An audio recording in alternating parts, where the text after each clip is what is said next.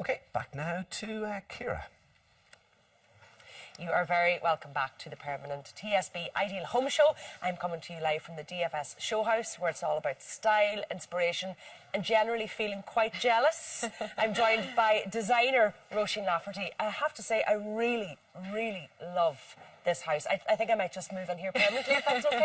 Yes, thank you very much. That is lovely to hear. It really is beautiful. It's sort of a eclectic industrial chic, would that be right? Yeah, there's hints of different trends, but we're trying to give it personality so it is original. And, you know, we kind of encourage clients to express their own personality in their home and not follow one specific trend. Okay, well, let's start with the bedroom. Okay. Okay. What are your helpful hints? What should people go for in a bedroom, Roisin? So first of all, it's getting the space right. And your bedroom is really your sanctuary, your escape, especially if you've a young family, life is very busy. It's somewhere to go away and get away from the world. What we've tried to do here is keep it very serene, very calm, peaceful, but also with quite a lot of femininity to it. So we've gone with soft pinks, subtle greys, lots of nice textures. We've mixed then the DFS footstools, almost an animal print, which you mightn't expect, with kind of softer bedding. House Fraser, gorgeous bed linen. The bed itself is quite dramatic, the DFS bed. It's velvet buttoned, but we've used quite a lot of different cladding. Because the room is big, we've got kind of plastered walls, 3D plastered walls, mixed with textured paneling. There's quite a lot going on, but it is quite a big space. Now, if you're lucky enough to have an ensuite off your master bedroom, what should you put in there? If you have the space, it is always great to have your own bathroom. What's good, if possible, is to have twin sinks. We are kind of obsessed with both lighting and mirror. So his and her sinks, right? Okay. Yes, everyone has their own space. Tiling is also a big love of mine. So we've kept everything quite simple here. It's monochrome, but we've done dramatic enough patterns mixed with charcoal grout, so they do stand out quite strong. Those tiles are like subway tiles. They're called. Yeah. And they're everywhere at the moment, and I think they're beautiful, but you've actually put in a grey grout as opposed to the off-white cream grout that people normally put in. Yeah, the grout really gives you different options. So a cream grout will just make it more subtle, it will read like a wall. We've tried to make it more dramatic, so it stands out, it contrasts nicely against the white tiles. Now, a children's bedroom. Yes. I generally don't think design, I just think mess. But if you do have a child and you want to do something with their bedroom, what can you do? You can be so playful.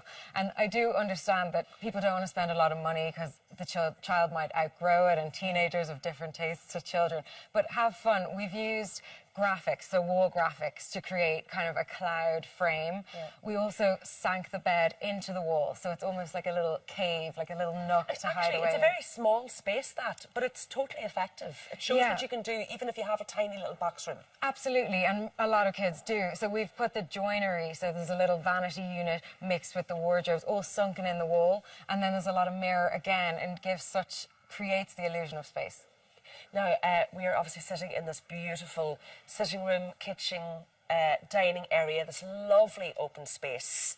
And what I love about it is there's sort of pops of colour all over the place, but you've kept the big items, a beautiful shade of grey, actually. Yeah. And then you're working off that.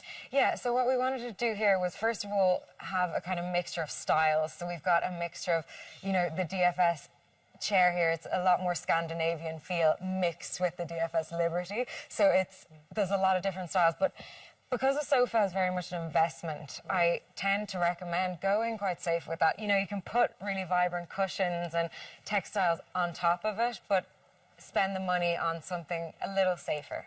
But go for one colour and then you can update it. Absolutely, because if you go for a full pattern, you can get sick of it quite quickly. A plain grey is a great base. It goes with everything. It goes with every pattern, every colour. We can see it there. Is grey a trend at the moment? Are we going to get over grey?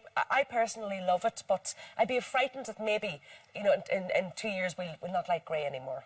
I think it's a pretty versatile colour. Yes, okay, there has been an obsession with grey for a while. I'm a lot happier than a cream or magnolia obsession.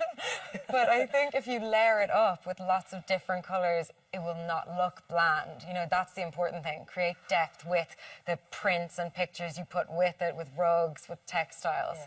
You were talking there about cream and magnolia, and for a while there, kitchen units were all about cream and magnolia. Sure. And you've actually gone for a very dark colour, which I think people might be scared of, but it really works. Because the kitchen is quite seamless, I think it works because we framed it again in a bulkhead. So we wanted to frame the view. There's no dust gathering spaces.